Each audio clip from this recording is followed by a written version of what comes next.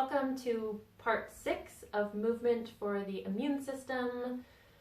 Little small bite-sized video series of how movement can support the immune system and what specific movements you can be doing. If you haven't caught the last 5 videos, you can go back and watch those on Instagram or Facebook. And if you want to make sure not to miss any of the rest of the series, make sure to follow or subscribe, and hopefully those will pop up as they get uploaded. So in this section, we are going to be talking about not just movement, but bowel movement. And the reason that I wanted to talk about bowel movements and how physical movement plays into that is that is another system that is responsible, obviously, for removing waste, but like removing not only our discarded food, but also discarded hormones and other things that are released into our system. And the endocrine system is always kind of trying to balance things, and that means it's sending signals for like some stuff to be released and some stuff to be discarded, and it's more complex than I will try to get into today, or that probably I even have the depth of knowledge to clearly explain.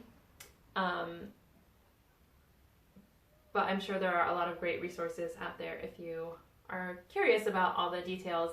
Just look up like endocrine system or I don't know, digestion, I don't know, all sorts of stuff.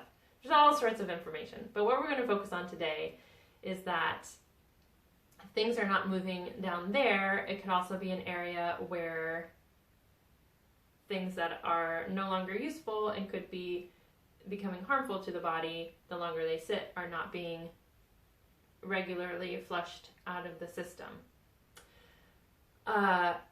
And one of the things that can contribute to constipation, besides obviously diet and nutrition, those are things to look at if you tend to be on the more not regular side of things.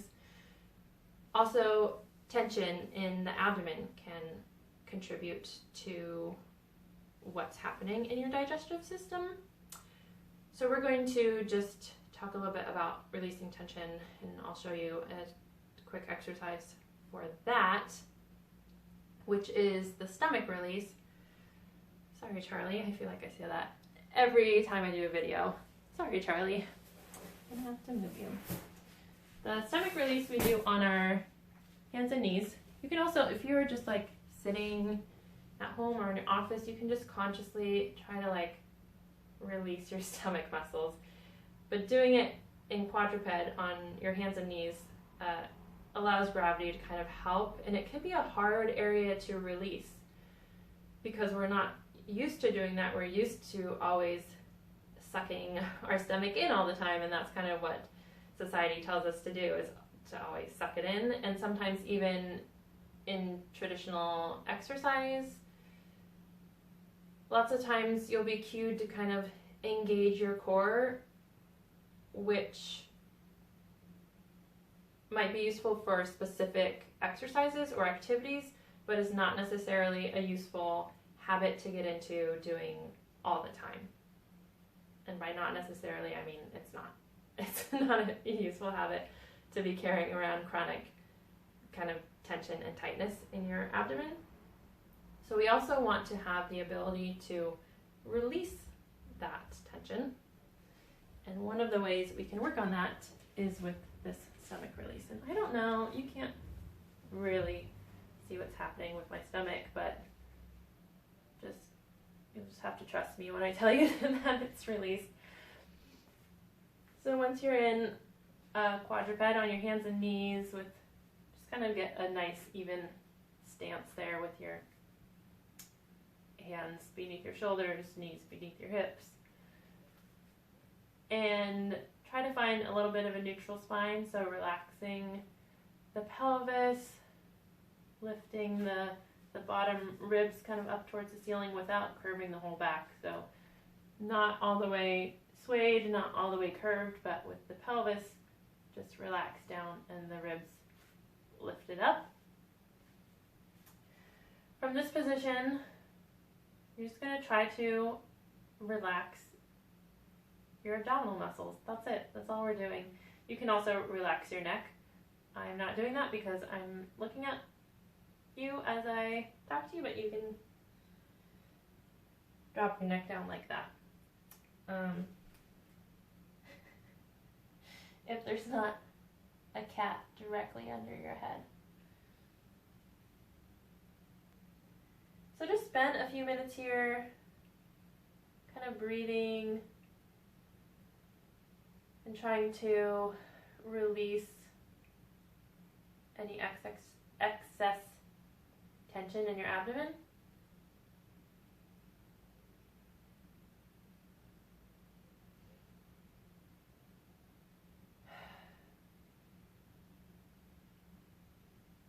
And it might take a little while for things to start to release their grip. So just revisit it as often as needed. Sometimes I like to add a little bit of a wiggle just to kind of let my muscles know that it's okay to relax.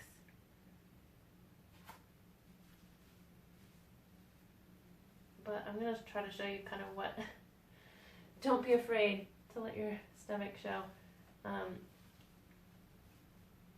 Or just, if you're self-conscious about it, just make sure you're in a room by yourself. It can be helpful sometimes to use a mirror. I'm looking at the camera right now to see that you can see this. Sometimes you just need to use a mirror to see if anything's actually changing. But this might be kind of my typical tensed position. Let's see if I can even get my stomach to relax. It's hard when I'm holding up my arm and talking.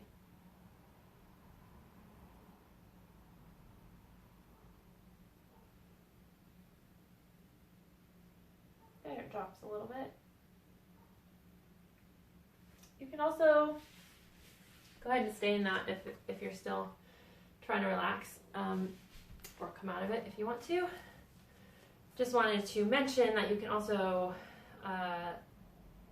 start noticing the clothing you're wearing, and if it's really restrictive in that area, if you're wearing tight belts or jeans that you have to suck in to get the zipper up and then like finagle the button and then you're like corseted in, those things are also affecting what's happening internally in your body. So it's just something to start to become aware of, is how our kind of unconscious patterns and our social conditioning and our fashion choices, which are often socially conditioned, how those are actually affecting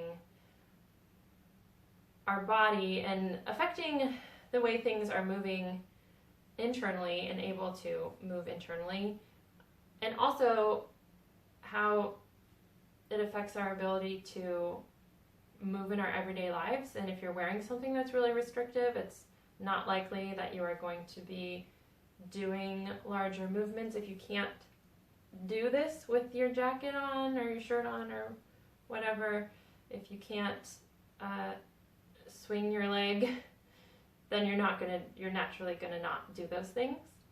So starting to choose clothing that you still feel good in, that still suits you aesthetically, but that just allows for a greater range of movement, is going to naturally promote some healthier patterns as you start to become aware of shifting those movement patterns. I noticed myself, I have a hard time wearing jeans these days, and so I still have jeans, but I very rarely wear them anymore. And often when I do, I end up regretting it by the end of the day. And one of those instances, I was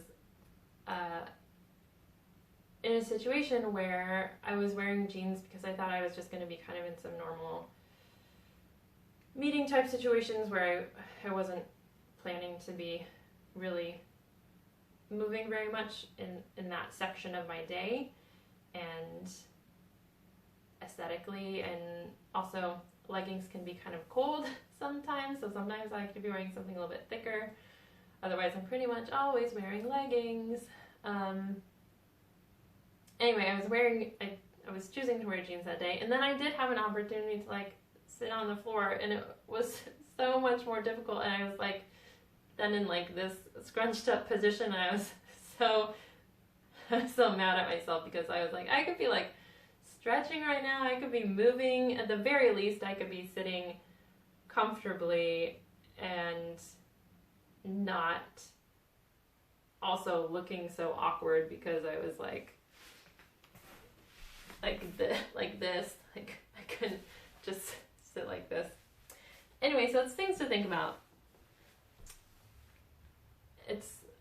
Movement is a lot more than just exercise, and a lot more than just what we do at the gym or what we do once we put on our running shoes, or when we're even out for a hike, or doing other physical activities.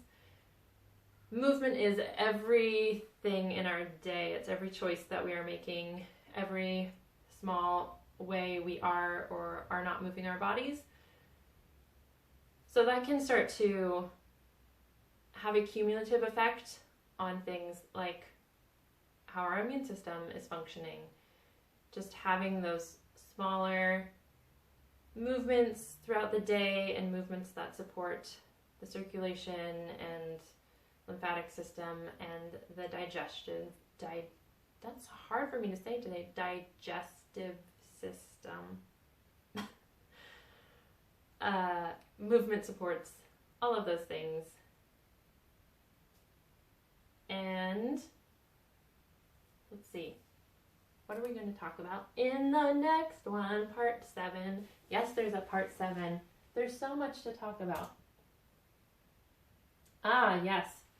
In part 7, we're going to talk a little bit about stress. And I'm sure I'm not the only one to whom that is applicable, to be addressing our stress patterns and talking about what's happening in your body and what's happening with your movement can be a part of the solution. So I'll see you for the next one. Again, if you haven't seen the first 5, go ahead and check those out. And subscribe or follow to make sure you see the next. I think so far I have 8 lined up. So if something else occurs to me after the 8th one, I will of course just keep adding little videos. Otherwise there should be at least 2 more coming at you.